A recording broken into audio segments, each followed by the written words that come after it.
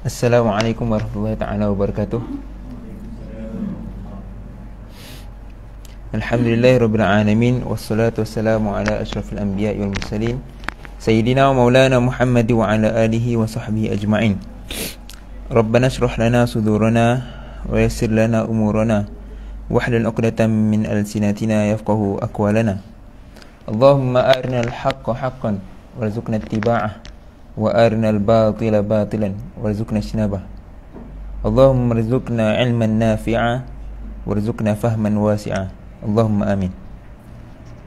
Qala Allah Ta'ala, a'udzu billahi minasyaitonir rajim. Walladzina ja'u min ba'dihim yaquluna rabbana ighfir lana wal ikhwanina alladzina sabaquna bil iman wa la taj'al fi qulubina ghillan lil ladzina amanu rabbana innaka raufur rahim. Allah berfirman dalam surah Al-Hashr ayat yang ke-10. Apa yang Allah kurniakan kepada Rasulnya, yakni Muhammad, dari harta penduduk negeri, bandar atau desa, dengan tidak berperang.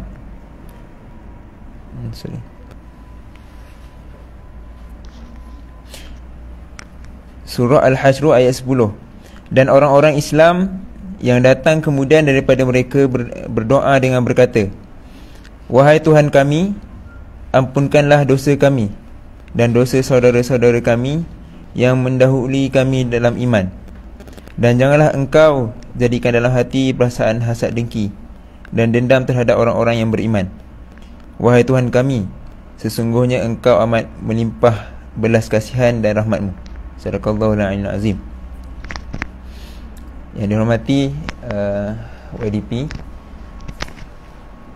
Ustaz Zul Haziq, Raisah Ustazah Duratul Wafa, Barisan Pimpinan Ahli Jawatan Kuasa Tadbir Berkesam sesi 2022-2023, sahabat, ikhwah dan akhwat yang dirahmati Allah Subhanahu wa ta'ala.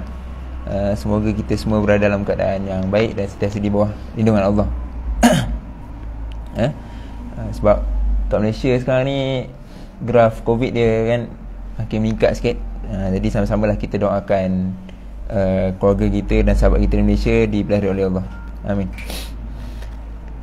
Jadi alhamdulillah, segala puja bagi Allah, hari ini Allah rezeki kita untuk masih lagi hidup bernafas di muka bumi Allah. Dan dengan nikmat hidup ni lah kita dapat merasai nikmat-nikmat yang lain. Nikmat itu antara nikmat yang terbesar.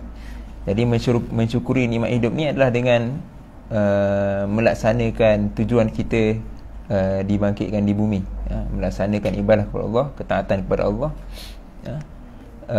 dan mengurus bumi ini dengan syariat Allah. Tidak lupa juga nikmat Islam dan iman yang perlu kita syukuri dengan ketaatan, dengan cara mentaati Allah Subhanahu wa ta'ala. Jadi alhamdulillah, kita sambung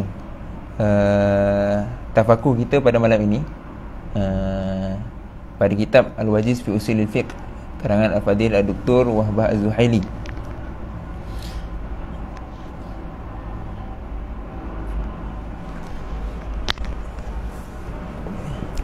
Surah apa?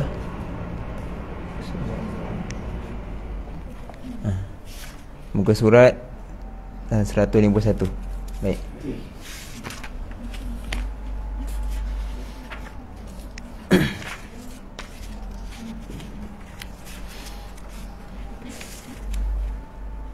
Jadi sebelum ni kita dah masuk mahkum fi, al-mahkum fi. Ya, ni dulu.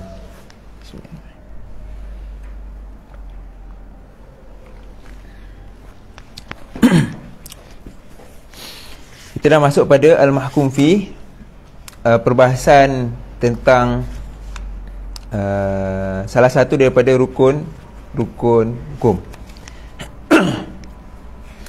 Jadi macam anda sebut sebelum ni, perbahasan hukum dalam ilmu usul fiqh ni adalah perbahasan pada mukadimah ilmu, mukadimah ilmu usul fiqh, dan perbahasan hukum ni adalah salah satu daripada 3 perbahasan mukadimah. Apa dia? Ada 3 jenis mukadimah ilmu usul fiqh. Yang pertama Muqaddimatul apa? Bukan, dalil itu isi ilmu usul fiqh. Isi ilmu usul fiqh pun 3 juga. Ma'rifatul dalil ahkam syar'iyyah tu kan. Itu isi ilmu usul fiqh. Cuma kita ulang balik lah sana cerita sini. Apa takrif usul fiqh? Dari sudut isi pada ilmu usul fiqh tu.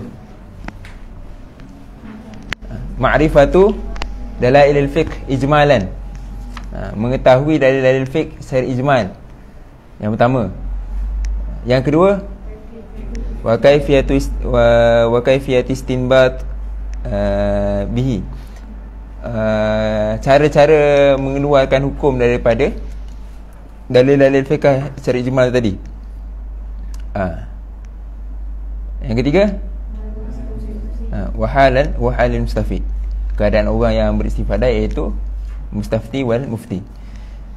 Jadi 3 itu pembahasan utama dalam usul fiqh. Sebab tu kita dah settle belajar tentang dalil syarak secara ijmal, kita dah habis belajar. Kemudian kita masuk pada perbahasan muqaddimah. Kita tak masuk lagi perbahasan tentang kaifiyat istinbat. Kita masuk lagi perbahasan hal mustafid. Kaifiyat istinbat ni lepas ni sikit lagi. Tapi kita masuk dalam pembahasan muqaddimah, iaitu ada 3 muqaddimah. Muqaddimah kalamiah, perbahasan tentang mantik. Al-muqaddimah al-lughawiyah, perbahasan tentang perbahasan bahasa lughah. Dan yang ketiga, perbahasan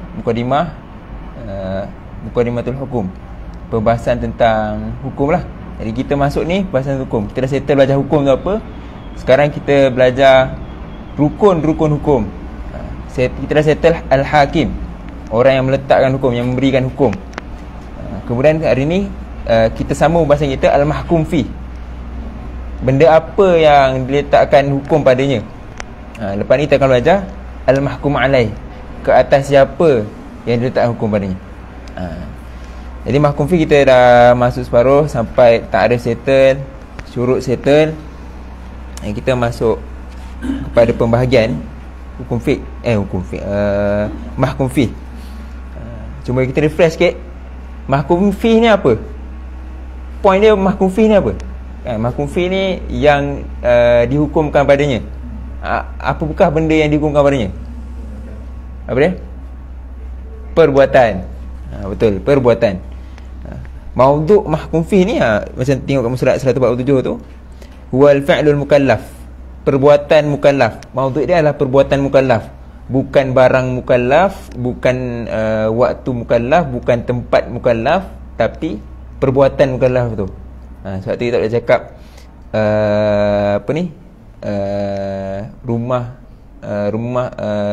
rumah Abu ni haram, tak. Yang haram apa? Haram curi rumah Abu, perbuatan ni. Contoh, barang tu tak boleh kita hukumkan, dia bukan mahkum fi. Tapi perbuatan tu ini mahkum fi kan.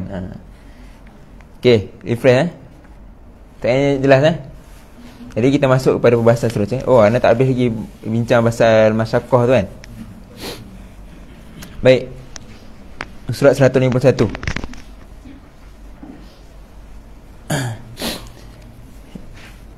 Bismillahirrahmanirrahim. Qala al-musannif rahimahullahu taala wa nafa'na bihi wa bi 'ulumihi fid dharain amin.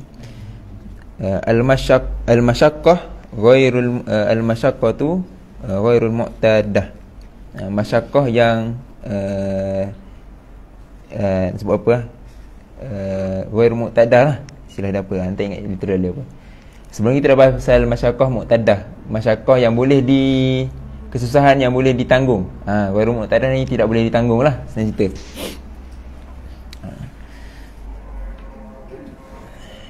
Jadi kalau perbahasan masyaqqah yang boleh ditanggung ni, masyaqqah yang ada ataupun dia yang tarattab, dia tersusun di sebalik persyariatan yang Allah turunkan kepada manusia.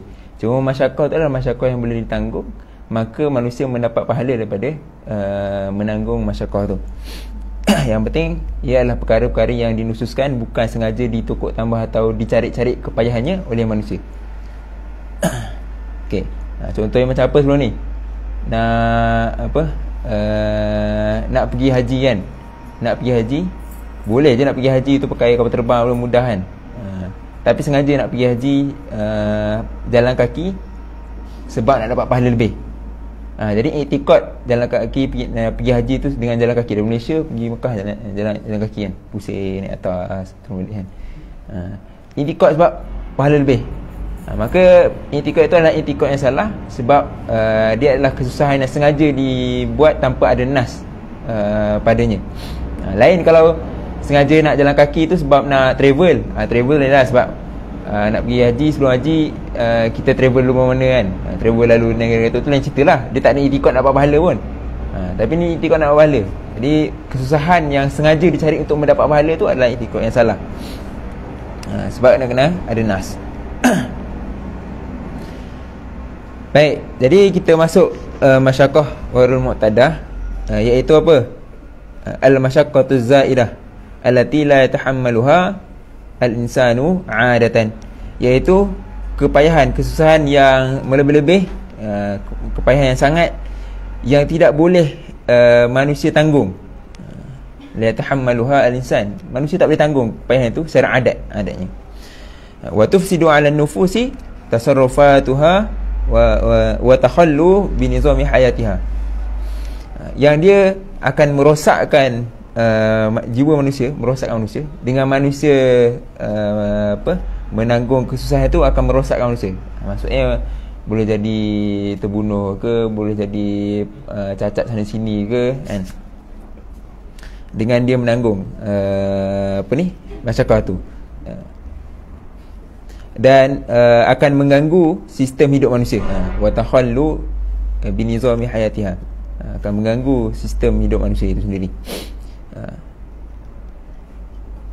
Wa ta'dilu anil qiyami bil i'malin nafi'ah ghaliban, dan dia akan mengosongkan, akan ta'til ni maksudnya paralyze, dia akan mengganggu daripada melaksanakan perbuatan-perbuatan yang manfaat secara goliknya. Maksudnya sepatutnya dia nak buat perbuatan bermanfaat, tapi disebabkan ada masyaqqah yang tak boleh ditanggung ni, akan menyebabkan manfaat perbuatan yang bermanfaat tidak boleh dilaksanakan secara goliknya. Jadi itu adalah dawabit masyaqqah ghairu mu'tadah. Wa hadhihi lam yaqa' at-taklif biha syar'an, dan masyaqqah ghairu mu'tadah ni tidak berlaku pentaklifan padanya secara syarak. Maksudnya kalau kita kata syariat ni memberikan satu keberatan, menyusahkan kita, yang mana susah tu tak boleh ditanggung oleh manusia, maka itu adalah kenyataan yang salah. Sebab kalau ada masyaqqah ghairu mu'tadah, dia terkeluar daripada taklif dari sudut syarak. Kenapa? Lianna Allah Ta'ala lam yaqsud iqauna fil haraji wal anat asyadid, kerana Allah Subhanahu wa taala tidak ada tujuan pun untuk meletakkan kita, yakni manusia, pada kesusahan ataupun kepayahan yang sangat. Contoh dia bagi kat situ, kalau wisali fi siyam, puasa yang berterusan pada puasa kan, pagi tu puasa, malam tak buka lagi, sambung puasa sampai subuh, lepas tu puasa lagi besok sambung kan. Maka itu bukanlah benda yang disyariatkan. Sebab manusia, kalau kita sengaja tak makan, contoh puasa 7 hari berturut-turut, bukan berturut-turut tu puasa buka maghrib ni, bersambung 7 hari, boleh jadi mati kan, susah kan. Wal muwadhabatu 'alal qiyamil lail wal hajju masyian, dan apa ni, qiyamul lail yang mesti buat qiyamul lail dan haji yang disyariatkan supaya berjalan. Ni semua benda-benda yang payahlah. Manusia ni, kita ni kan lemah kan. Bukannya macam Nabi-Nabi pun nak qiyamul lail hari-hari pun, qiyamul lail di sisi Nabi adalah wajib kan. Maka Nabi dia ada latihan dia sebelum dia menjadi Nabi dan sebagainya. Manusia ni, kalaulah manusia ni ditaklifkan supaya qiyamul lail hari, nescaya akan susah. Tapi dia bukanlah benda yang mustahil, tapi dia benda yang sangat susah untuk dilaksanakan. Haji secara berjalan. Oh, ni berjalan macam anda sebut tadi lah. Haji secara berjalan. Tidak taklif pun berjalan. Yang penting pergi haji. Nak pergi naik apa, kapal laut ke, kapal terbang ke, private jet ke, yang penting haji. Qaulih ta'ala, berdasarkan daripada ayat Quran, wa ma ja'ala 'alaikum fid din min haraj. Ni dah mafhum lah ayat ni kan. Yuridullahu bikumul yusr wa la yuridu bikumul usr. Allah menghendaki untuk manusia ni, kamu yang ni manusia, kemudahan, dan Allah tidak mahukan kesusahan. Yuridullahu ay yukhaffif ankum wa khuliqal insanu dha'ifa. Allah menghendaki pada manusia ni keringanan. Dan Allah telah ciptakan manusia ni memang dhaif, lemah. Dan Allah yang menciptakan manusia, Allah tahu batas manusia, lalu Allah memberikan keringanan manusia pada manusia. Dan pada hadis Nabi, bu'ithu bil hanifiyah as-samah, aku diutuskan dengan sifat tabiat, sifat apa tabiat bahasa Melayu? Tabiat bahasa Melayu lah. Apa dia? Bukan kebiasaan, semula jadi, sifat menepati naluri manusia. Situ. Agama Hanif, kita cakap Islam agama Hanif tu. Dalam Al-Quran sebut Islam kan agama Hanif kan. Agama Hanif ni maksud agama yang menepati tabiat manusia dan menepati naluri manusia. Itu maksud Islam, agama Hanif dalam Al-Quran tu. Jadi aku ni di Nabi sebut, aku ni diutuskan dengan Hanif, dengan sifat Hanif, Al-Hanifiyah, As-Samah, yang tabiatnya adalah ada samahah, ada toleransi, langsung.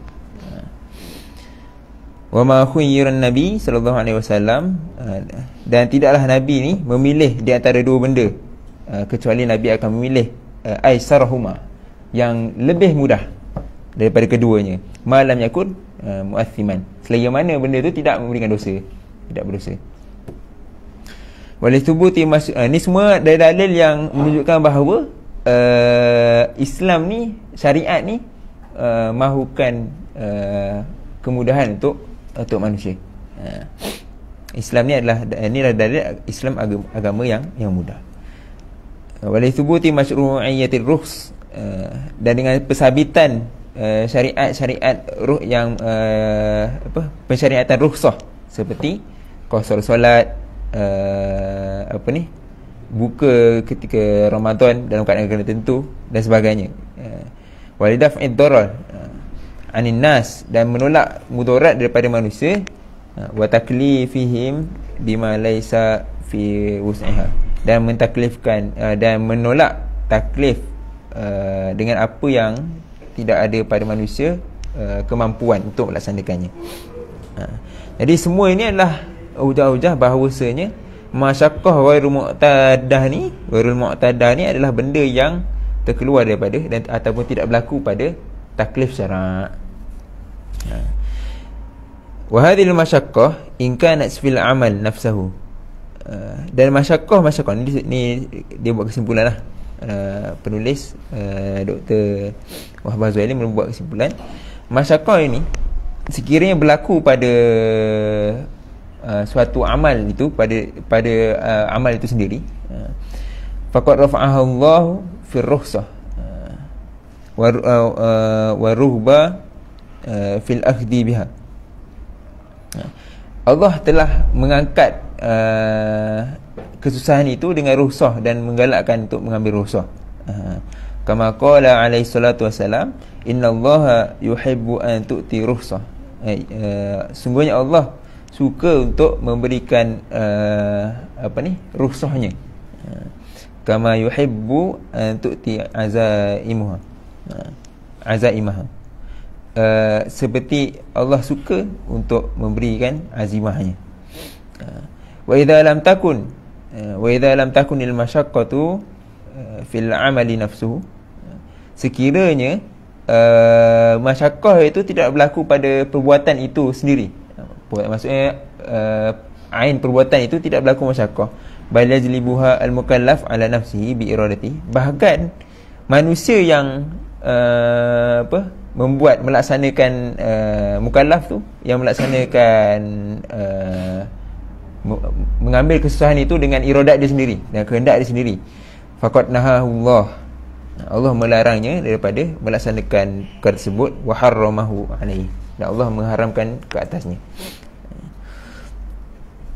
Wa ma warada fil ahadis, dan apa yang datang dalam hadis-hadis yang menunjukkan kepada ihtisabil ajri 'ala al-masyi, mengira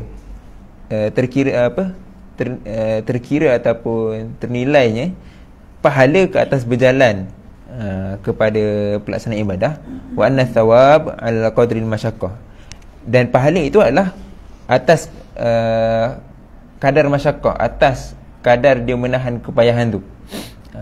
Laisal maksud, kan kita dah bincang sebelum ni, ada soalan apa ni, jalan masjid saja jalan jauh ataupun sedangkan ada masjid yang dekat kan? Sebab apa? Sebab ada hadis, ada hadis yang banyak yang mengatakan Nabi suka orang yang Nabi suka orang yang berjalan ke masjid kemudian menunaikan masjid. Ada hadis sebut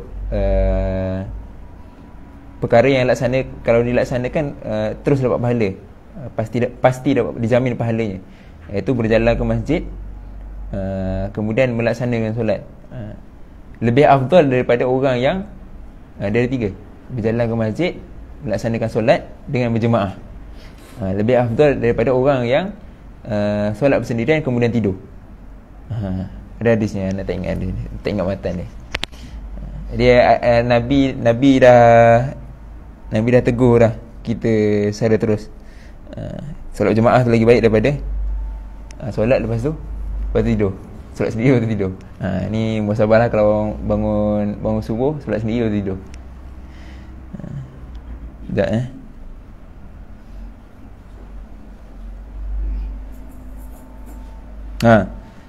a'dhamun nas ajran fi shalah ab'aduhum fa'abaduhum mamshi walladhi yantaziru as-salata hatta yusalliha ma'al imam a'dhamu ajran min alladhina yusalli thumma yanam. Orang-orang yang paling besar ganjarannya dalam menunaikan solat ialah sesiapa yang paling jauh perjalanannya menuju solat berjemaah.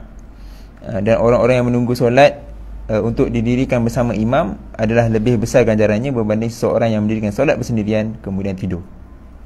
Ni hadis riwayat Bukhari Muslim. Kita boleh carilah. Banyak lagi sebenarnya. Jadi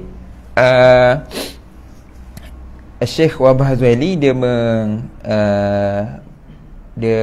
memberi komentar sikit terhadap nas-nas ni. Dia sebut laisal maqsuda minha al-masyaqqatu nafsaha.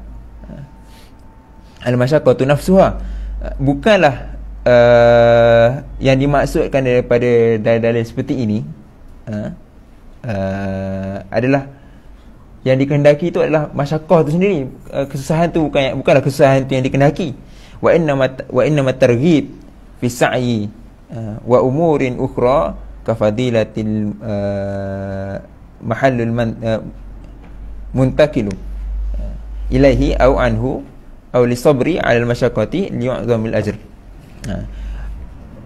Bukanlah yang dikehendaki itu masyaqqah sendiri, bahkan adalah targhib. Apa targhib? Biasa sebut targhib je. Ajakan, seruan, galakan. Galakan supaya berjalan ataupun pergi keluar menunaikan solat berjemaah. Dan perkara-perkara lain seperti fadilat, kelebihan tempat yang dia berpindah kepadanya. Daripada dia bersolat rumah, dia berpindah baik lagi solat di masjid. Au anhu, daripada solat di rumah solat di masjid, macam tu kan. Au lisabri, ataupun kerana kesabarannya ke atas masyaqqah untuk mendapatkan pahala yang lebih besar. Kan Nabi sebut tadi, lebih baik orang yang solat pergi berjalan ke masjid, dia menunggu imam solat kemudian solat berjemaah, pahala lebih besar daripada orang yang solat bersendirian di rumah kan. Jadi untuk mendapatkan pahala yang lebih besar yang solat berjemaah tadi tu, lalu dia bersabar dengan dia berjalan pergi masjid itu, maka itulah yang dikehendaki. Kesabaran tu ada pahalanya. Wa alaihi takunul masyaqqatu fil jihadi tabi'atun. Maka ke atas ini, ke atas perkara ini, jadilah masyaqqah tu kesusahan, kesusahan itu fil jihadi tabi'atun, pada tabi'atan, pada jihad, pada kesungguhan tu, masyaqqah yang kita tanggung di atas kesungguhan kita tu tabi'atan, suatu perkara yang dia perkara yang mengikut, bukan perkara yang dikehendaki. La matbu'ah, bukan perkara yang diikuti. Kita bersungguh-sungguh terhadap suatu benda, kemudian masyaqqah datang mengikut disebabkan kesungguhan kita. Itu yang dimasukkan dengan nas ni. Bukan kita bersungguh-sungguh untuk mendapatkan satu kesusahan yang sengaja kita nak susah. La matbu'ah wala maksudah, dan bukanlah kesusahan itu perkara yang dimaksudkan, perkara yang ditujukan kepadanya, dikehendaki kepadanya.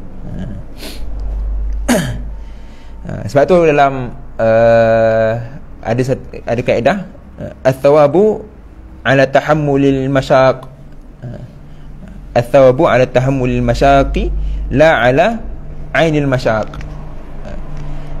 Pahala itu adalah kerana kita tahammul, menanggung kepayahan itu. Bukan pahala itu ke atas ain masyaqqah tu, disebabkan pahala itu datang daripada masyaqqah itu sendiri, tapi kesabaran kita menanggung masyaqqah tu.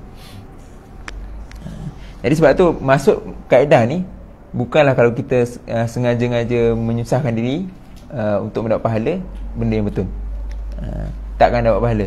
Dapat pahala kerana kesabaran yang kita berjudi untuk buat perkara yang pahala yang lebih besar, tapi masyaqqah datang dalam kita bersungguh-sungguh tu. Masuklah melaksanakan setiap tanggungjawab kita, AJKT ke, pengarah program ke, ad hoc ke, AJK kecil sekalipun, kalau kita bersungguh-sungguh untuk memenuhi taklifan kita, memenuhi komitmen kita itu, maka kesungguhan, kesabaran ke atas kesungguhan kita itu, itulah ada pahala.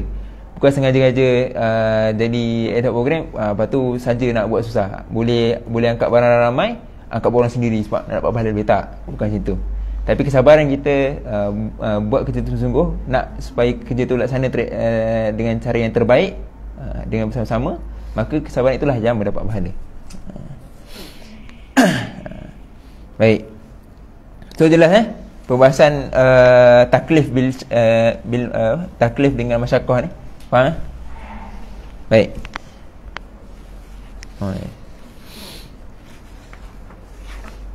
Nak tagih habis ni. Ada lagi apa? 3 muka surat. Okey, kita baca laju sikitlah. Kita sambung pada pembahasan aqsamul mahkumi fi, pembahagian mahkum fi.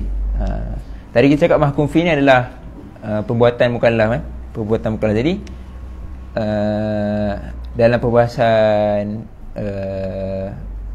mazhab 4 ni dia ada bukan mazhab 4. Ini mazhab Hanafiyah lah. Dia membahagikan mahkum fi ni pada beberapa bahagian.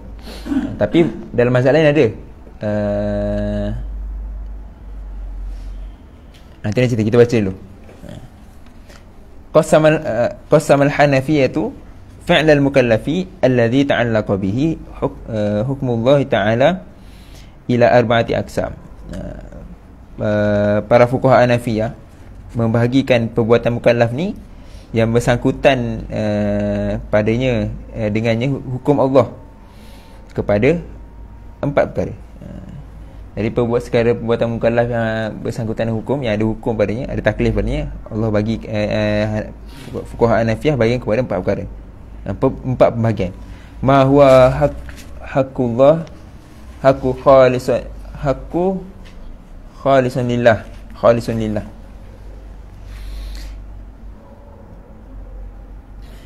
iaitu mahkum fih yang dia adalah hak Allah keseluruhannya. Wa ma huwa haqqun khalisun lil 'abdi, mahkum fih yang perbuatan mukallaf yang itu adalah hak hamba atau hak mukallaf seluruhnya. Wa ma istama'a fihi haqqan. Yang ketiga yang bercampur keduanya, iaitu hak Allah dan hak manusia bercampur dalam perbuatan itu. Tapi wa haqqullah ghalib. Hak Allah ni melebihi. Dia dalam perbuatan mukallaf tu dia ada dua-dua. Yang disyariatkan ataupun yang ada hukumnya terkait dengan hukum Allah tu ada dua. Ada hak manusia, ada hak Allah, tapi hak Allah ghalib, lebih lagi. Yang keempat, hakul abdi ghalib. Hak manusia lagi lebih. Empat bahagian tu. Jadi perbahasan tentang hak ni, kalau mazhab Hanafiah dia bagi pada empat ni lah.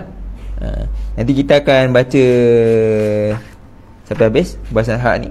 Cuma mindset kita ni lah pembahagian di sudut Hanafiah lah. Syafi'i ada perbahasan hak, tapi dia membahagikan hak tu dari sudut hak yang lazim dengan hak yang jaiz. Kalau Maliki ada, mazhab Malikiyah dia ada pembahagian hak hakun lillah dengan hakun lil abd. Hak untuk hak milik Allah dengan hak milik hamba. Dia bagi dua tu je. Kemudian yang hamba tu dipecah kepada tiga. Jadi pembahagian ni adalah pembahagian Hanafiah lah. Cuma kalau pembahagian Syafi'iyah, Malikiyah dan pembahagian lain tu nanti boleh kaji sendirilah. Cuma nak sebut kepentingan ataupun faedah kenapa kita mengetahui perbahasan pembahagian mukallaf daripada pembahagian hukum, pembahagian perbuatan mukallaf ni dari sudut adakah dia hak Allah ataupun hak hamba ni, kita boleh guna pakai ini dalam perbahasan hak asasi manusia lah. Ada yang menepati dengan perspektif Islam. Jadi kalau perbahasan hak asasi manusia liberal, dia tidak ada mengambil sudut itu adalah hak Tuhan ataupun tidak. Contoh kalau dia kata tak nak pakai tudung tu adalah hak manusia, sedangkan itu adalah perintah Allah. Menuntut orang perintah Allah. Suka nak berzina kan, bila-bila je kan. Bahkan berbangga-bangga dengan bilangan berapa orang yang dia dah berzina kan. Itu hak dia. Itu dari sudut hak asasi manusia, dari sudut liberal lah, barat. Tapi kalau kita tengok dari perspektif Islam, benda itu adalah hakullah khalis. Dalam pembagian itu hak Allah yang seluruhnya, tak boleh kita ada deal apa-apa, tak boleh nak jatuhkan, nak gugurkan hak tu ke. Jadi bila kita tahu perbahasan tentang pembahagian ni, kita boleh guna pakai untuk melihat perbahasan hak-hak manusia atau hak asasi manusia ni dari sudut perspektif Islam. Itu satulah antaranya. Yang keduanya, faedahnya antaranya kita boleh tahulah bila kita tahu ini hak Allah, so no deal lah. Tak ada toleransi. Kalau kata buat, kena buat. Kalau ni kata hak manusia, maka kita boleh buat deal dengan dia, minta apa istilah dia, minta keringanan dengan manusia tu, sebab itu adalah hak manusia. Baik. Jadi apa yang dimasukkan dengan hak Allah dan hak manusia ni? Kita tengok situ. Wa haqqullah. Hak Allah itu apa? Ma yata'allaqu bihi an-naf'. An-naf'u al-'am lil 'alam. Apa yang berkait dengannya manfaat secara umum, manfaat umum dan juga manfaat untuk alam, min ghairi ikhtisasi bi ahadin, tanpa ada mengkhususkan kepada sesuatu. Kalau sesuatu perbuatan itu adalah disyariatkan kerana manfaat secara umum kepada semua ataupun manfaat kepada alam itu sendiri, tanpa ada dikhususkan ini manfaat untuk orang ni je, manfaat untuk orang ni je, maka itu adalah hak Allah. Fayansibu ila Allah Ta'ala, maka dinasabkan kepada Allah li azmi khatrihi wa shumuli naf'ihi, kerana besarnya kepentingannya dan menyeluruhnya manfaatnya. Ai annahu hakun lil mujtama', iaitu ia juga dikenali, disebut juga sebagai hak mujtama', hak masyarakat, hak umat. Wa syuri'a hukmuhu limaslahatin 'amatin, dan disyariatkan hukumnya itu kerana maslahah amah, bukanlah kerana maslahah fardun muayyanun, orang-orang yang tertentu. Jadi itu maksud hakullah. Hakul abdi pula apa? Ma yata'allaqu bihi maslahatun khasun, iaitu apa yang terkait dengannya masalah khusus, secara khusus untuk orang-orang yang tertentu. Kahurmati mali ghairihi, seperti pengharaman harta orang lain. Jadi pengharaman harta orang lain ni dia atas manfaat pemilik harta itu sendiri,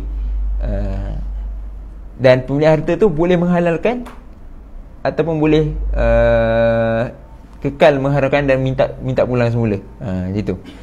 Jadi antara tawabitnya beza hakullah dengan hakul abdi.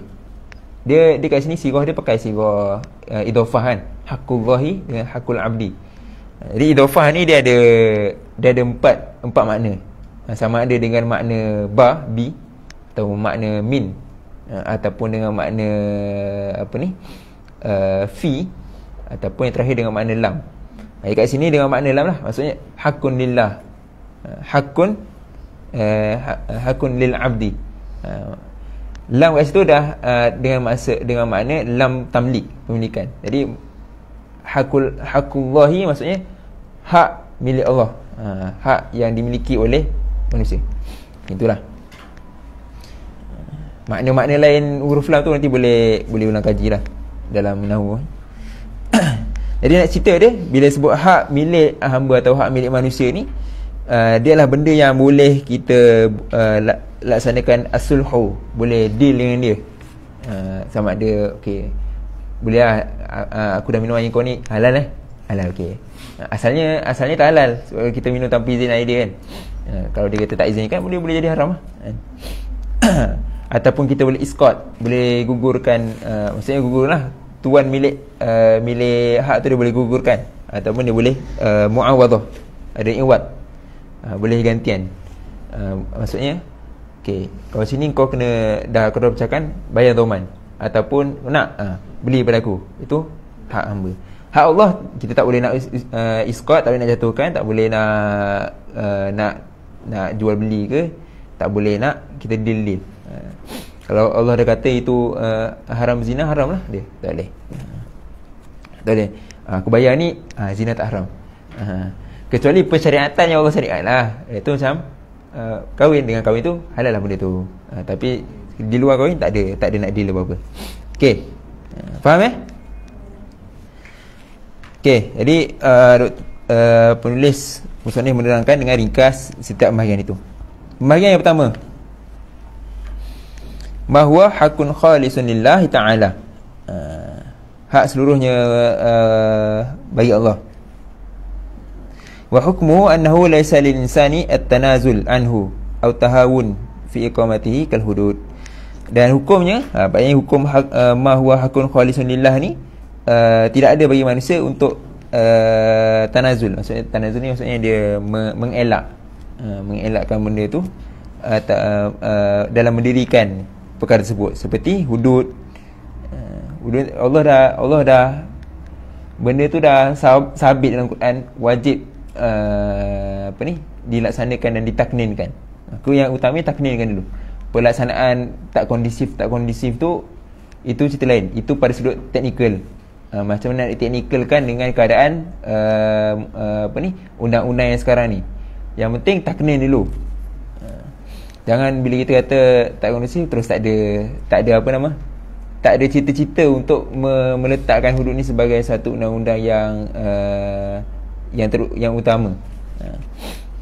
Teknikal nak laksanakan tu kemudian, tapi cita-cita tu kena ada. Mana tadi? Dan dibahagikan ma huwa hakun khalisun lillahi ta'ala ni kepada 8 jenis. Yang pertama ibadatun ibadah yang mahdah, ibadah yang memang semata-mata ibadah, benda tu adalah ibadah. Contohnya apa? Kal imani wa arkanil Islam al-khamsah. Seperti iman dan rukun Islam yang 5. Yaqsudu biha iqamatuddin. Yang dimaksudkan dengannya adalah untuk mendirikan agama. Dengan kita beriman rukun Islam yang 5 ni, kita mendirikan agama. Wa hikmatu tashri'iha, hikmah pensyariatannya untuk menjaga masalah ammah, bukan masalah yang ditaklifkan kepada seorang saja. Jadi sekiranya kita beriman, kita melaksanakan rukun-rukun Islam yang 5 itu, sebenarnya hakikatnya masalahnya adalah masalah kepada seluruh manusia, bukan kepada diri kita sahaja. Itu yang pertama, ibadah mahdhah. Yang kedua, ibadah fiha makna ma'unah, ibadat yang padanya ada makna al-ma'unah. Al-ma'unah ni dia punya literal meaning dia jaminan ataupun jaminan, tak silap. Maksud ma'unah sini, hiya dharibatu allati tuaddi ila al-muhafazati ala ma tuaddi anhu min nafsin aw malin, iaitu satu cukai ataupun satu bayaran. Dharibah ni cukai, bayaran lah, satu bayaran yang membawa kepada menjaga ke atas sesuatu yang dikehendaki daripada muhafazah itu, daripada penjagaan itu, sama ada dari sudut nafs, jiwa manusia, ataupun mal, harta manusia. Contohnya apa? Dia ibadah tapi dia ada elemen, ada makna membayar, ada makna kena bayar, yang mana bayar itu ada tujuan untuk menjaga jiwa manusia ataupun harta manusia. Itu maksud ibadah fiha ma'nal ma'unah. Contohnya sedekah fitrah, zakat fitrah lah maksudnya. Zakat fitrah. Jadi zakat fitrah ni dia adalah satu pensyariatan ibadat. Ibadat, tapi ibadat tu kena bayar. Dia ada kena bayar, yang mana dibayar itu adalah untuk menjaga jiwa manusia itu sendiri, untuk mensucikan. Sebab tu kalau kita baca zakat fitrah tu, hikmahnya adalah untuk mensucikan jiwa manusia kan, dalam hadis kan. Nanti ulang kaji balik lah hadis pensyariatan zakat fitrah tu. Di sebaliknya adalah untuk menyucikan jiwa manusia dan menyucikan harta manusia kan. Dia baca balik hadis zakat fitrah tu, hadis pensyariatan zakat fitrah tu, kat akhir tu Nabi sebut hikmah dia kenapa. Fa innaha ibadatun, maka ianya adalah satu ibadat. Li'annaha taqarrub ila Allah, kerana ia mendekatkan diri kepada manusia, kepada Allah, dengan bersedekah ke atas orang yang mengkehendaki. Jadi ibadah ni untuk taqarrub. Maqasid ibadah adalah untuk taqarrub ila Allah, taqarrub kepada Tuhan. Sebab tu mindset asal disyariatkan zakat tu adalah untuk kita mendekatkan diri kepada Allah.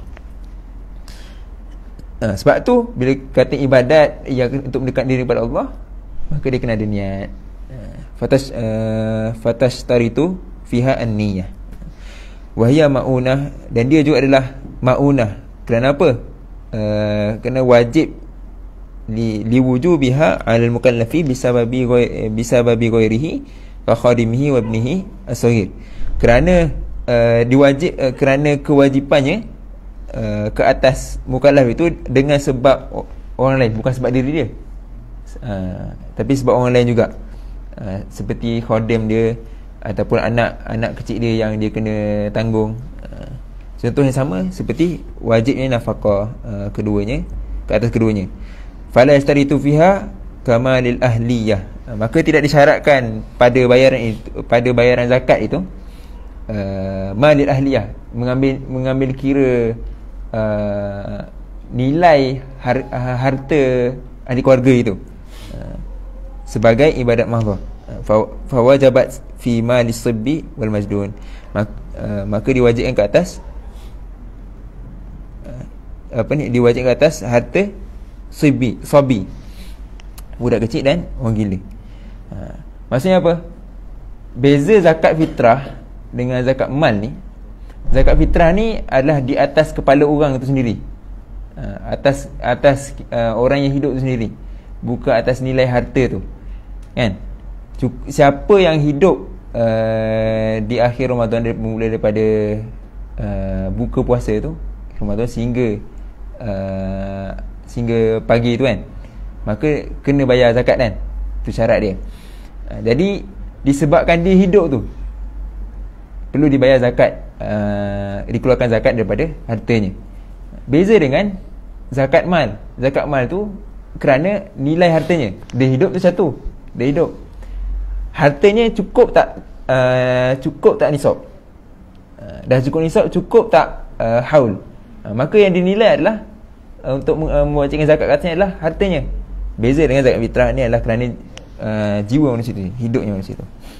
Jadi sebab tu yang utama pada zakat fitrah ni adalah kerana dia ibadah, kemudian ada bayaran untuk mencucikan jiwa.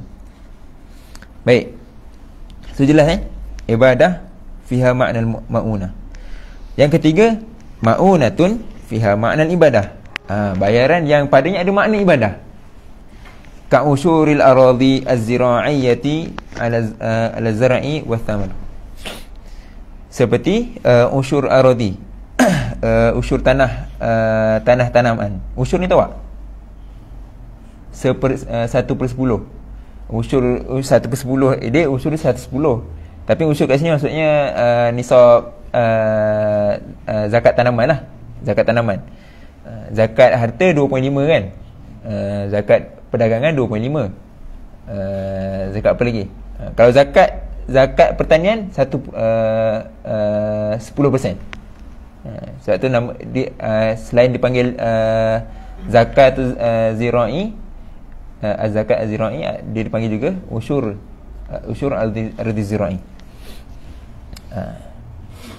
Jadi zakat pertanian ni sama macam zakat mal tadi lah.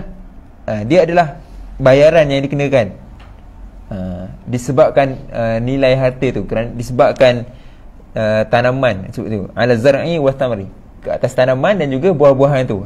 Dia ada kiranya lah hasil buah tu macam mana kan.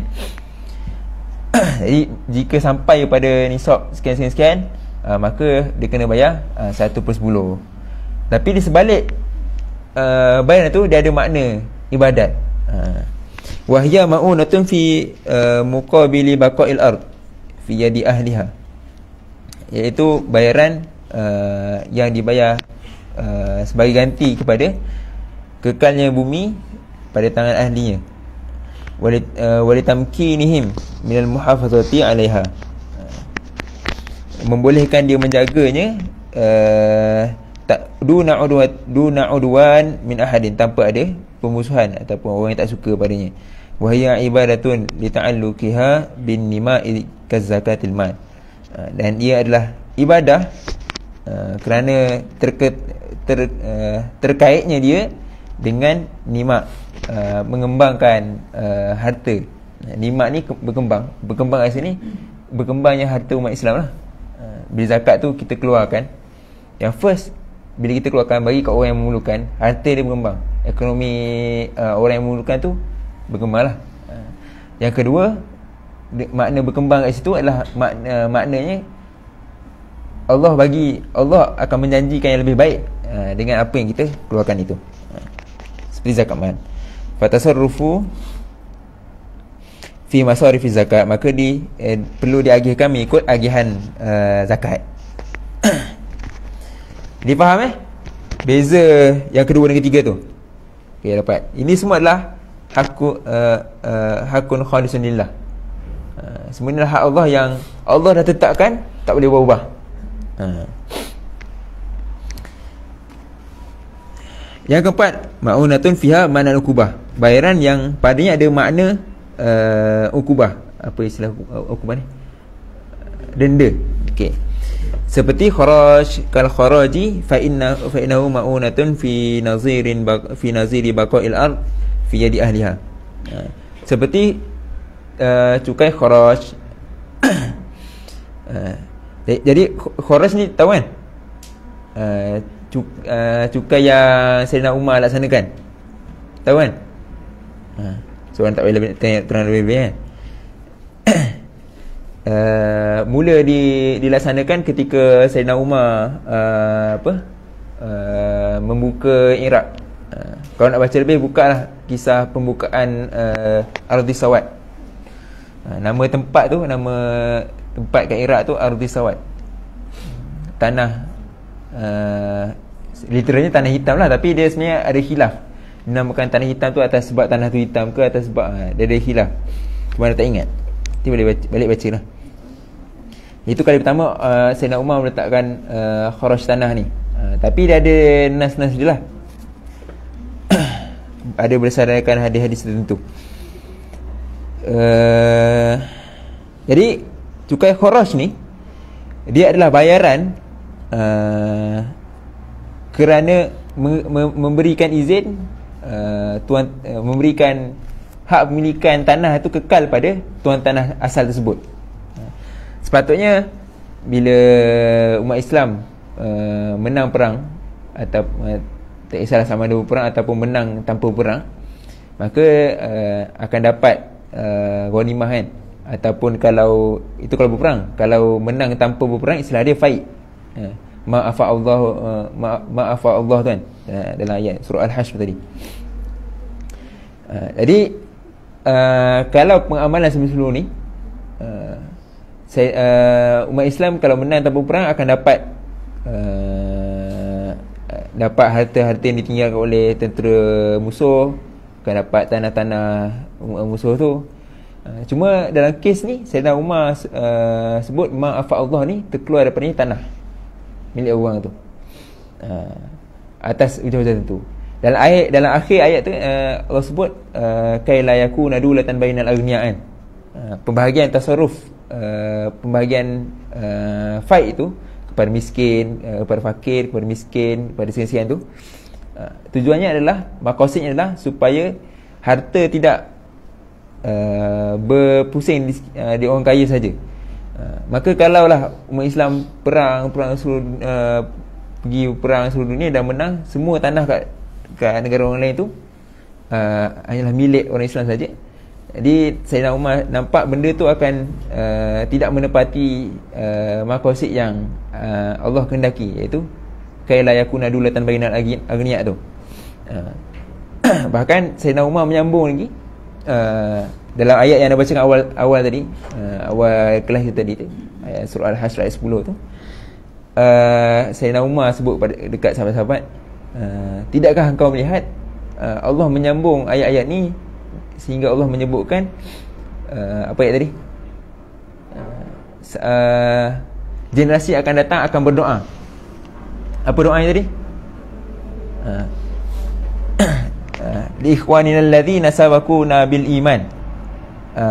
Ampunkanlah dosa saudara-saudara kami yang mendahului kami dengan iman, generasi sebelum kita. Jadi Sayyidina Umar sebut, kalaulah kita tidak meninggalkan orang-orang jenis akan datang hak mereka, maka bagaimana mereka ingin mendoakan kebaikan untuk kita, mendoakan maghfirah untuk kita. Jadi sebab tu Sayyidina Umar kata tanah ni dikeluarkan daripada ma'afa Allah tu dan diberikan kepada penduduk asalnya. Sama ada kalau masuk Islam, maka dia akan berdoa kepada kita.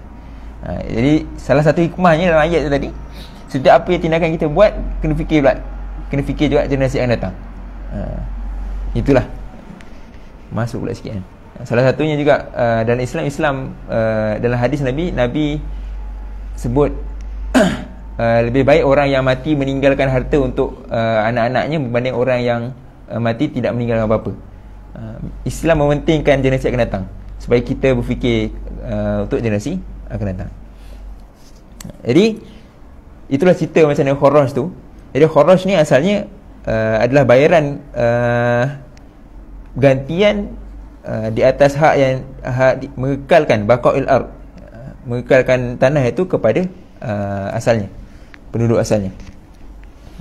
Wal muhafazatu 'alaiha minal udwan, dan menjaga menjaga tanah itu daripada musuh-musuh. Sebab tu kalau waktu peristiwa Sayyidina Umar nak pergi serang, nak tengok serang negara mana, tapi Sayyidina Umar panggil semua tentera dekat negara-negara lain supaya masuk sekali perang. Nak tengok perang negara, nanti nak check balik bacaan. Jadi waktu Sayyidina Umar panggil semua tentera perang tu, Sayyidina Umar cakap setiap governor supaya tidak mengutip cukai, sebab kami tidak boleh melindungi cukai kharaj lah, cukai kharaj dan jizyah tu, sebab kami tidak boleh melindungi negara tu, sebab tentera kami dah tarik untuk pergi berperang. Tapi ada satu kisah, ada satu negara yang penduduk negara tu kafir, dia sebelum ni di bawah jajahan Rom, tapi dia kata Sayyidina Umar, kami lebih sanggup untuk membayar zakat kepada kamu, membayar cukai kepada kamu berbanding membayar cukai kepada Rom. Mana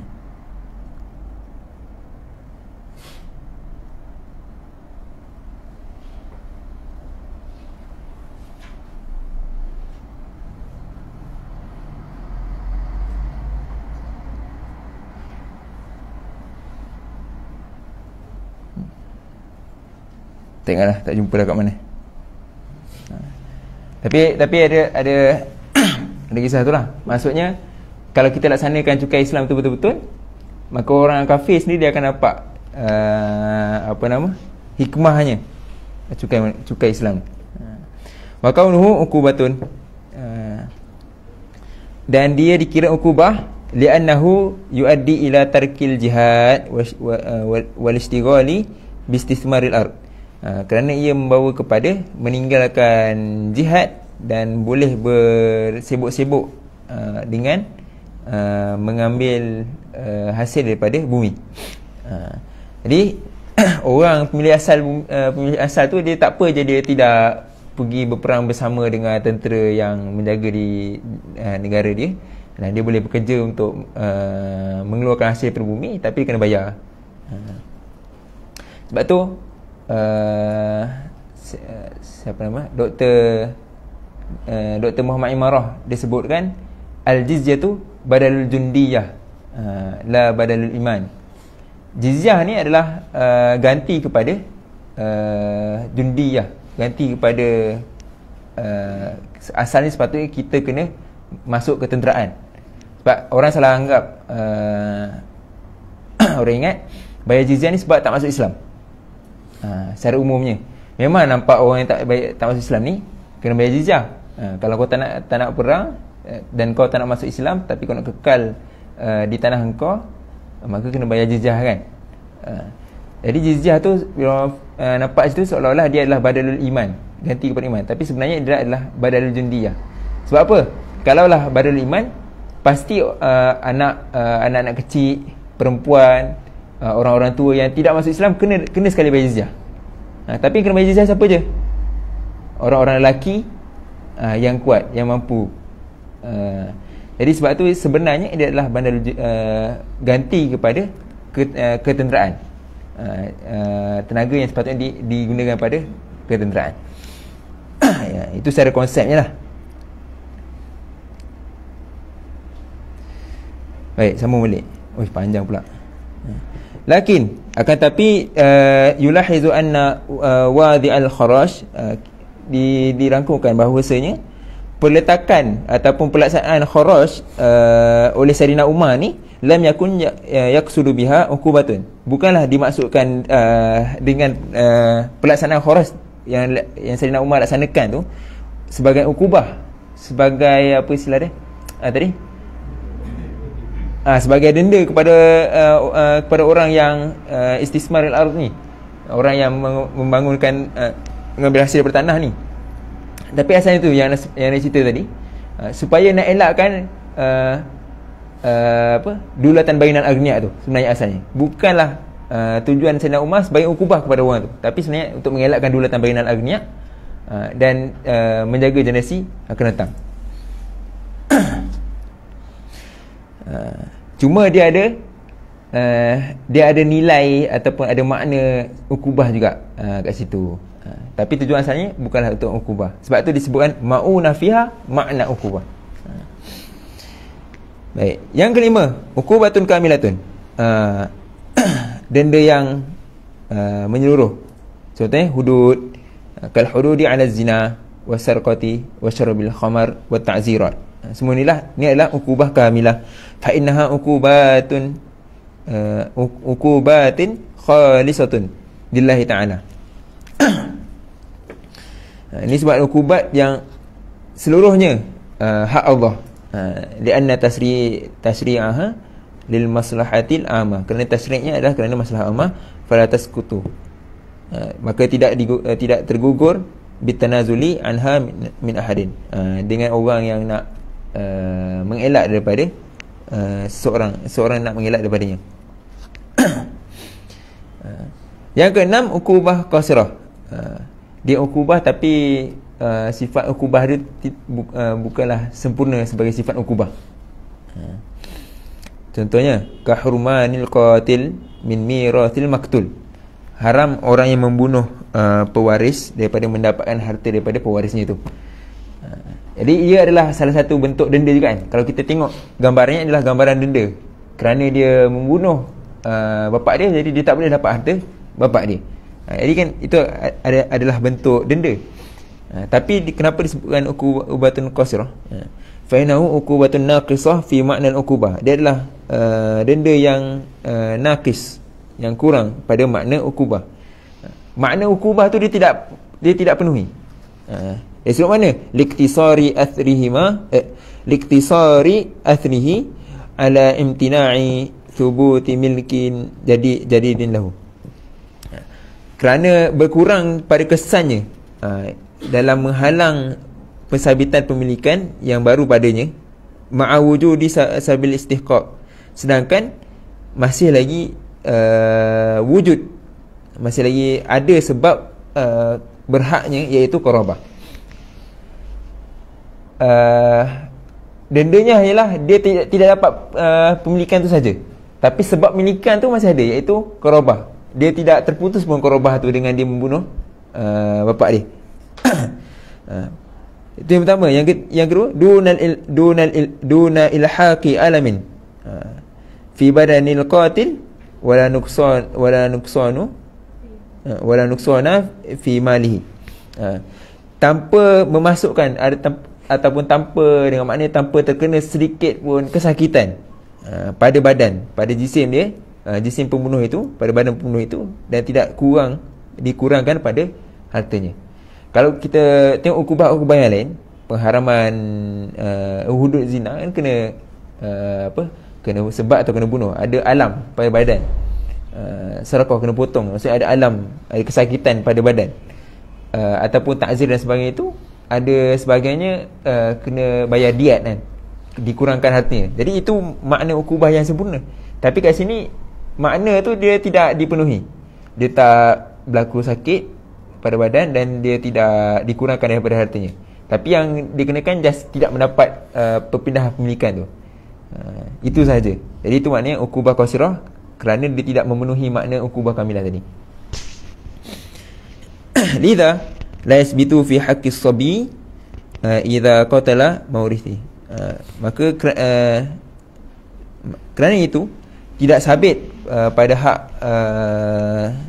tidak sabit ukubah qasirah ni pada hak budak kecil sekiranya dia membunuh pewarisnya. Wala fil qatli bitasabbubi indal Hanafiyah. Dan tidak sabit juga pada pembunuhan dengan tidak sengaja di sisi Hanafiyah. Kawuku'il maurith, seperti kawuku'il maurith fi bi'ri hifriha al-warith, seperti pewaris, orang yang bagi ni, yang mewarisi, istilah dia apa? Yang mendapat pewarisan, istilah dia apa? Bahasa Melayu? Waris. Waris. Seperti waris itu dia tak sengaja menolak pewaris dia masuk ke dalam perigi, lepas tu mati kan. Lianna sabab laisa biqatlin haqiqatin. Kerana sebab itu bukanlah bertujuan untuk bunuh secara hakikatnya. Yang ketujuh, uqubatun fiha makna ibadah. ukubah padanya ada makna ibadah. Wahiyal hukuk ad-dairah. Wahiyal hukuk ad-dairah tu bainal ibadati wal ukubati kal kafarat, iaitu hak-hak yang berputar di antara ibadat dan ukubat, seperti kafarat. Jadi kafarat ni adalah tujuannya memang tujuan adalah untuk bayaran ukubat, bayaran sebagai denda. Tapi ada situasi dia juga dikira sebagai gantian kepada suatu ibadat. Mislu kafaratul yamin wa kafaratul zihar wa kafaratul qatli khata'an. Seperti kafarah, bayaran kafarah yamin, dah sumpah lalu tidak penuhi sumpahnya, jadi dia kena bayar denda. Jadi kat sini dia kena sebagai ukubat, tapi di sana ada makna ibadat. Dia kena sempurnakan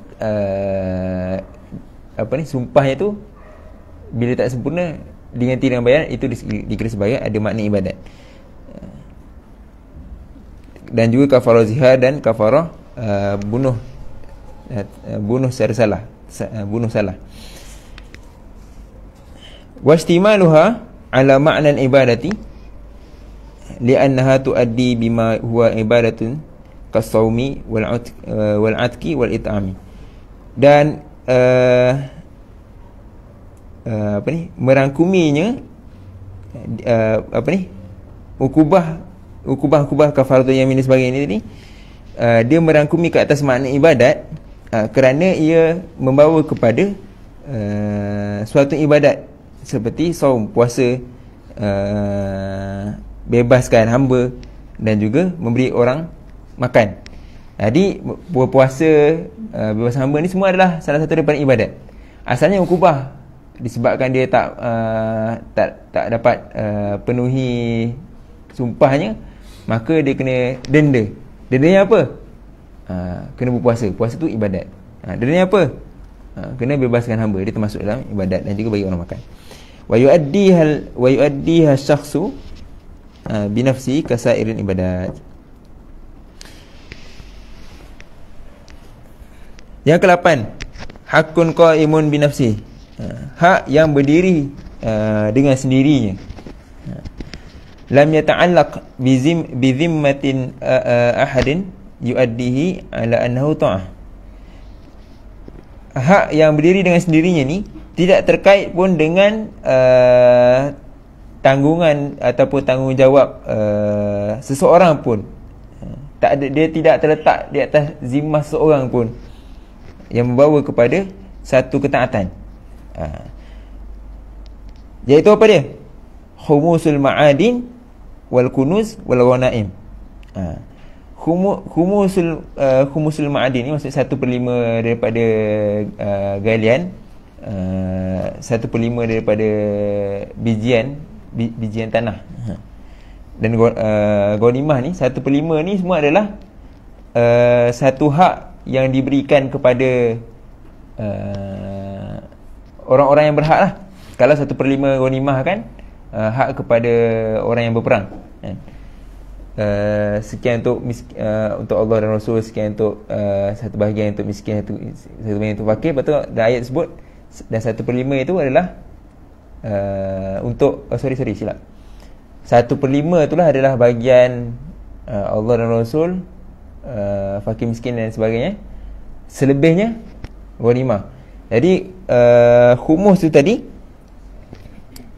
yang mana Allah telah letakkan dia punya masarif dia, orang-orang asnaf-asnaf yang berhak kepada nilai itu tadi, itulah disebut sebagai hak yang berdiri dengan sendirinya. Dia tidak atas seorang bila dapat pegang harta tu, dia kena bertanggungjawab untuk bagi. Tapi tanggungjawab itu adalah kepada imam sebenarnya, kepada pemerintah.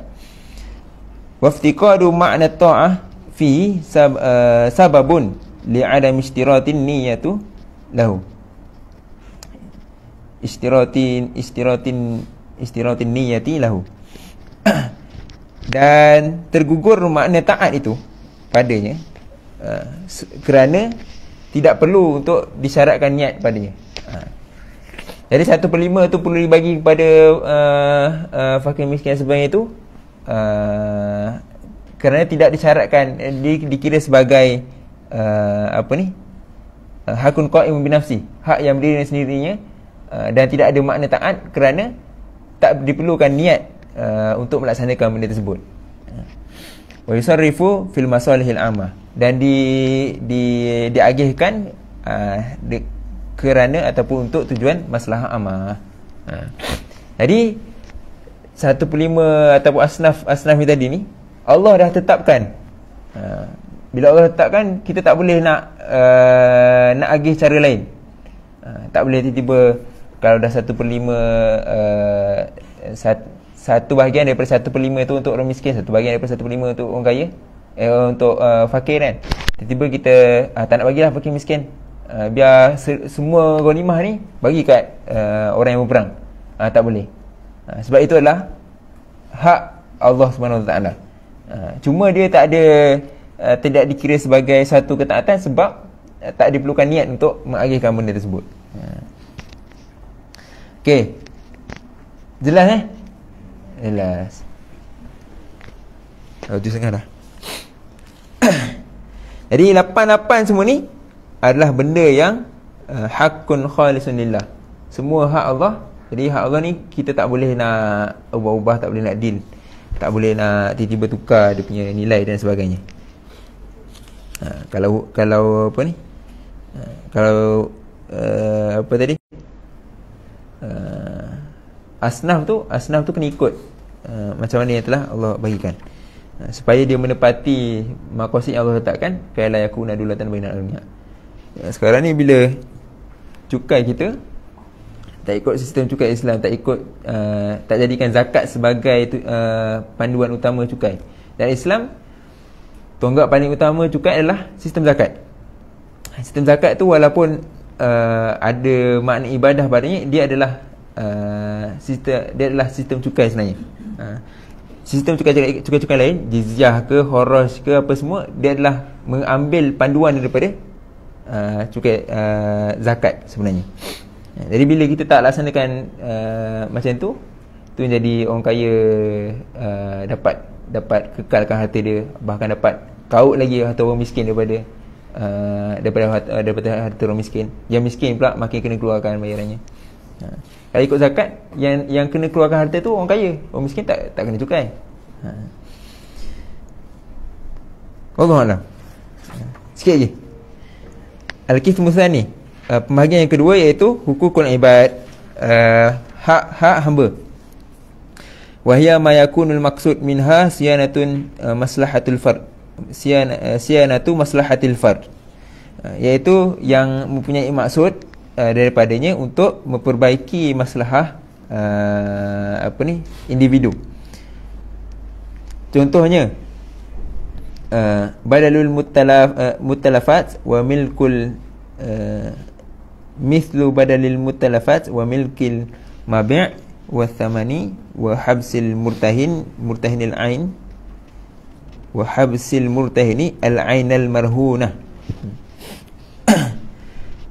Contohnya gantian kepada barang yang dihancurkan, dan pemilikan suatu barang jualan dan bayaran, dan menahan murtahin ni orang yang menerima pajakan, menahan harta pajakan tu, dan juga hak syuf'ah, dan hak syuf'ah.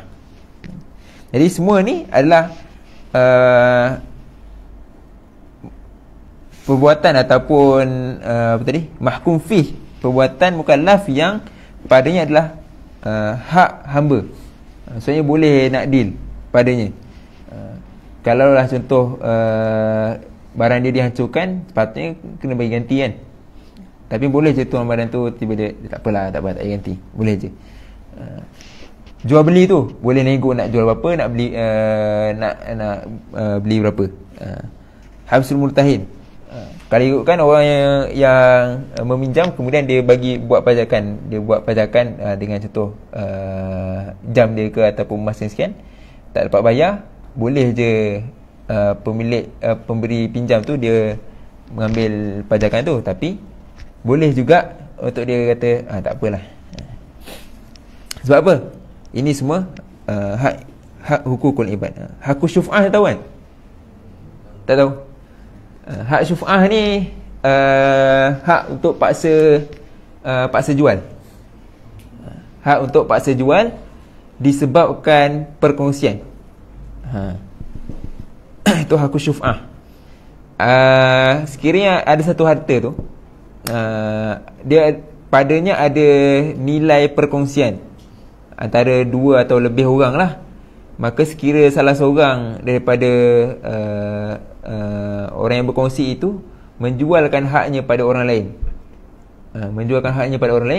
jadi rakan kongsi yang lain tu dia berhak untuk memaksa orang yang telah dijual hak padanya untuk menjual pada dia balik. Anda beri contoh, motor biasa ni ikhwah buat kan, motor dua orang kongsi duit kan, tapi buat rusuh tu satu nama je,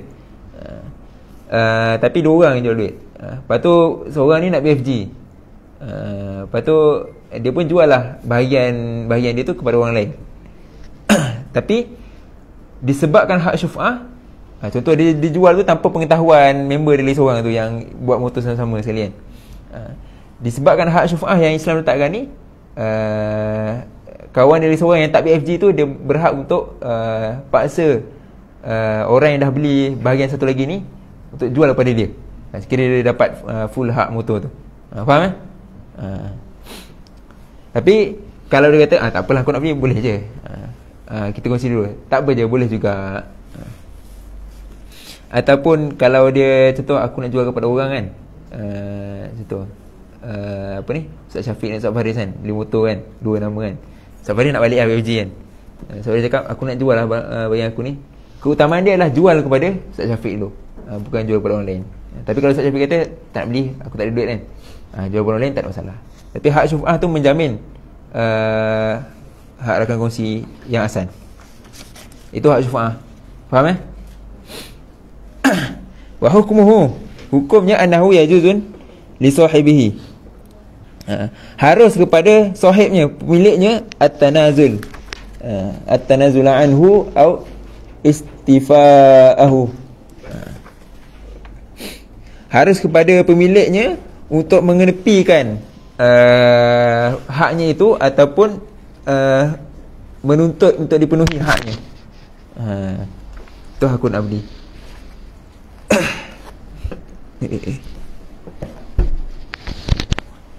Kursi patah. Okey. Mana tadi?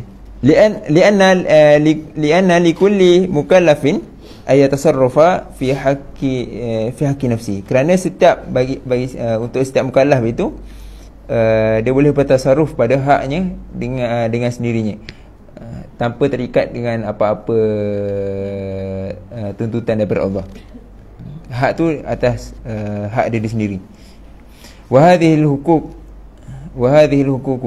laysat min masalihil ammah. Dan hak-hak ni bukanlah kerana masalah ammah, tapi adalah kerana masalah orang yang ada hak tu sendiri. Jual beli mestilah yang menjual tu nak mahal, yang membeli tu nak murah. Jadi itu kerana masalah orang yang menjual dan orang masalah orang membeli tu sendiri, bukan masalah ammah. Hak syuf'ah tadi adalah kerana masalah rakan kongsi tu, bukan masalah ammah.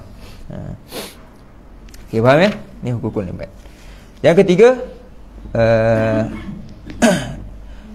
yang bergabung ataupun berkumpul padanya dua hak, tapi hakullahi ghalibun. Hak Allah ni yang lebih sikit. Wa huwa haddul qadhafi fi ra'yil Hanafiyah, iaitu had qadhaf pada pandangan mazhab Hanafiyah. Nanti disebut pandangan Syafi'iyah. Pandangan Hanafiyah kata qadhaf ni adalah padanya ada hak Allah, ada hak hamba, tapi hak Allah lebih sikit. Fakaunuhu yuaddi ila siyanati a'radin nas yaj'aluhu min huquqillah ta'ala.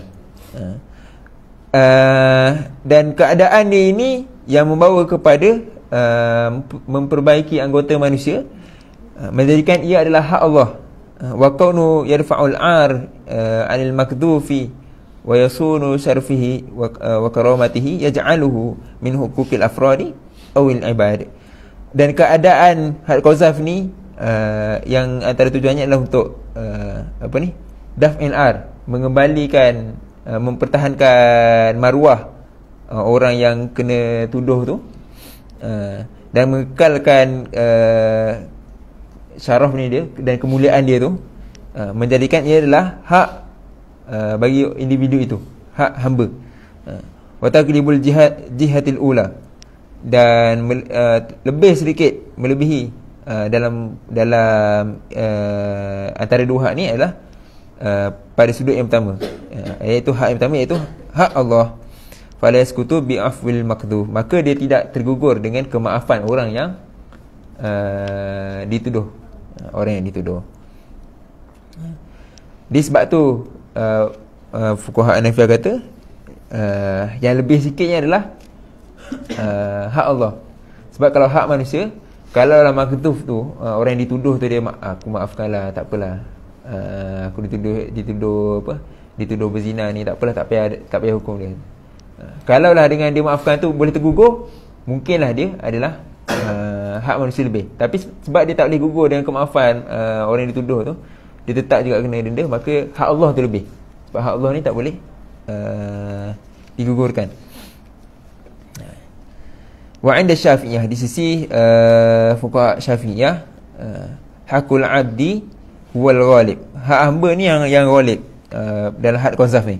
Wa bihi yatabayyanu anna kulla haddin min al-hudud syar'iyyati fihi haqqillah ay fi haqqun lillah ay lil mujtama.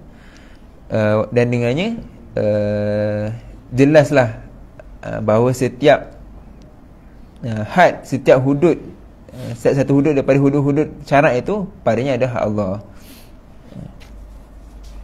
Baik, itu yang ketiga. Dan yang keempat, yang berkumpul antara dua hak tu, tapi yang lebihnya adalah hak hamba. Contohnya kalau qisasi minal qatili amdan udwanan, seperti kisos daripada pembunuhan yang sengaja. Fa innahu haqqun lillahi ta'ala li siyanatid dima, kerana ianya adalah hak Allah kerana untuk memperbaiki ataupun menggantikan darah, bayaran sebagai darah. Wa hifdzil amn, dan menjaga keamanan. Itu adalah masalah ammah. Dia adalah masalah ammah. Maka benda itu adalah sudut hakun lillah. Wa huwa aidan hakun lil abdi, ia juga adalah hak kepada hamba. Li'annahu yuhaqqiqu maslahati awliya'id dam, kerana ia merealisasikan maslahah wali-wali dam, wali-wali darah itu, wali-wali orang yang dibunuh. Kan kisos ni yang menjalankan ataupun yang ada hak kisos untuk melaksanakan kisos orang yang dibunuh ni adalah wali-wali kepada orang yang dibunuh tuan. Itu maksudnya itu. Jadi masalah yang diberikan kepada wali kisosnya oleh hukum kisos ni, itu adalah menjanib hakul abdi. Tapi daripada sudut menjaga darah manusia dan juga menjaga keamanan manusia, itu masalah ammah yang menjadi hak lillah. Maka ia menutup api dendam, fa fi innar haq, menutup api dendam dan juga kemarahan di sisi mereka, di sisi auliya itulah. Wa taghlibul jihati tsaniyah, maka lebihlah daripada jihah yang kedua tu, iaitu hakul abdi, li'annahu yamisul yamisul mujni alaihi aktharu mimma yamisul mujtama' wa nizamuhu. Kerana ianya melebihkan ataupun memberikan hak pada orang yang dijenayahkan ke atas ni, mujni alaihi, orang yang jadi mangsa lah sebenarnya, pihak yang jadi mangsa, lebih daripada hak ataupun tujuan yang dikendaki kepada mujtama' dan juga sistem. Fala budda min talabi walid dam, maka nak tak nak, waliuddam tu ataupun wali orang yang dibunuh, wali orang yang dibunuh tu menuntut had kisos tu, walahu ayatanazalu anhu, dan padanya juga boleh untuk dia mengelak daripada tuntut untuk laksana kisos. Au yakhudhu badalan malian, ataupun dia boleh minta badalan malian, iaitu bayar diat lah, anhu.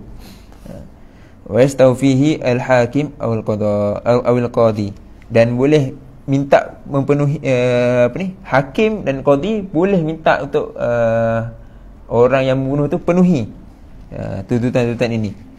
Wa yumkinu ay yatawalla tanfidhu bi israfil hakim waliyuddam, dan boleh juga untuk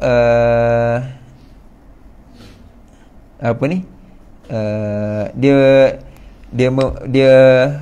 supervise, apa Melayu dia, memerhati, supervise Melayu dia, supervise, memerhati, memantau. Mana tadi?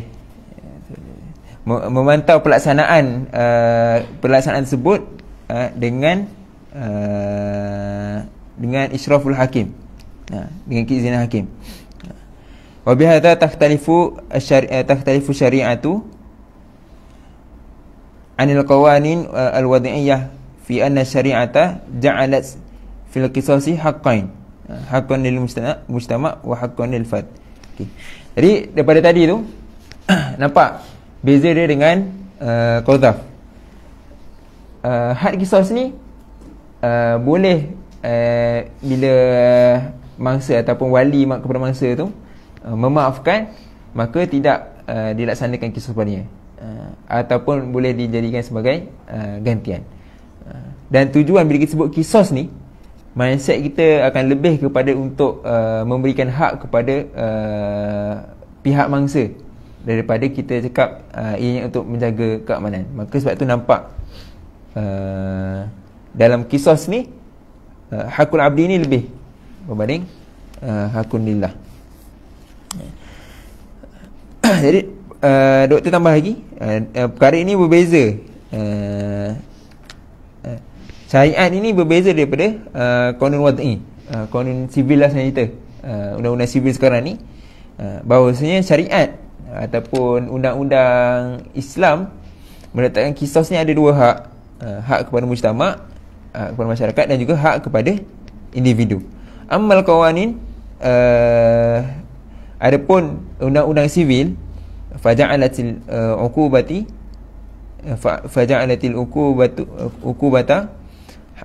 haqqan, faju'ilatil uqubatu haqqan khalisan lil mujtama'. Dijadikan uqubah dalam undang-undang sivil ni hak sesempurna ataupun hak seluruhnya hak mujtama'. Jadi sebab tu kalau undang-undang sivil, kalau kena bunuh kalau kena bunuh balik lah kan. Contoh lain apa, kisos, kena bayar, contoh kena bayar denda kan, kena bayar denda yang dapat, yang kena bayar, istilah dia apa undang-undang sivil ni, compound ke, compound tu biasa saman, kena bayar pampasan ke apa kan. Contoh saman tu kan, saman tu bukan pergi kepada contoh kan, orang yang accident, mangsa yang dilanggar tu tak kena bayar apa-apa, tapi yang melanggar tu kena bayar kan, bayar saman kan. Saman tu bukan pergi kepada orang yang mangsa dilanggar tu pun, saman tu pergi kat tabung kerajaan. Di istilah dia top fund. Top fund ni dia ada 3 instrumen, cukai, saman-saman, satu orang tak ingat, itu top fund. Itu bahas bab ekonomi lah lain. Itu contohnya. Jadi undang-undang sivil ni dia ke situ, dia bukan pergi kepada hak orang yang pihak yang menjadi mangsa.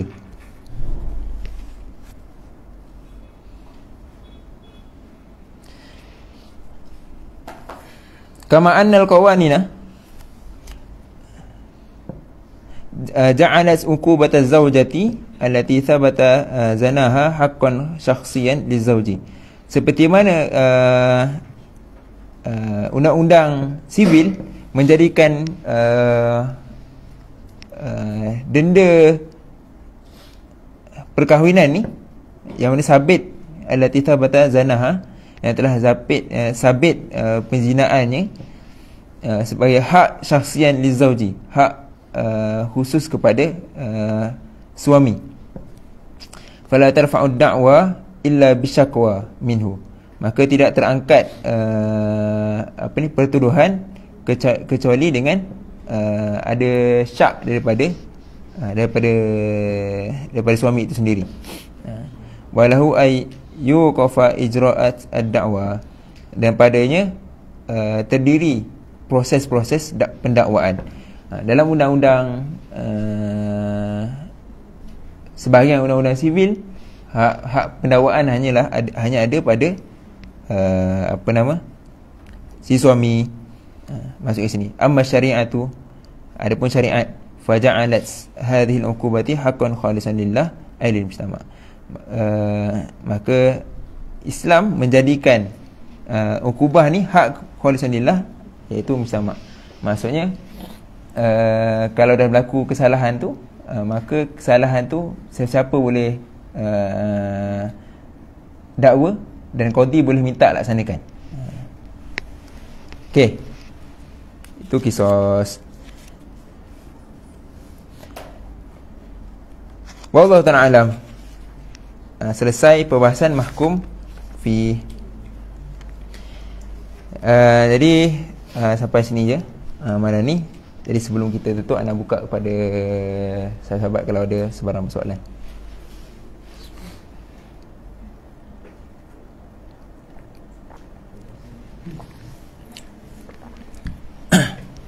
Ada soalan?